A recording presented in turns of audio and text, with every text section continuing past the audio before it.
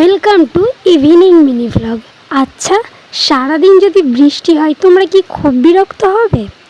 আমি কিন্তু হই না, কারণ সারা বর্ষার দিনগুলোর মধ্যে আমার বৃষ্টি ভেজা দিন খুব ভালো লাগে। বৃষ্টি আমার খুব প্রিয়।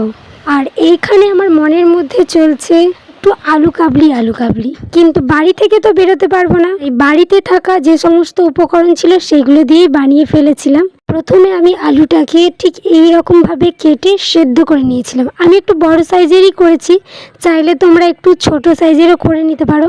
পর আমি ওর মধ্যে দিয়েছি শসা কুচি, পেঁয়াজ কুচি, গাজর কুচি, কাঁচা লঙ্কা কুচি, তারপর আমি দিয়েছিলাম ভিজিয়ে রাখা কাঁচা ছোলা, আর হ্যাঁ, টমেটো কুচি দিয়েছিলাম। এডিটিং এর সময় মিষ্টি। তারপর দিয়েছিলাম সেদ্ধ করে রাখা মটর কড়াইয়ের অবস্থা দেখে বুঝতেই পারছো খুব তাড়াহুড়োর মধ্যে কড়াইটা সেদ্ধ করেছিলাম।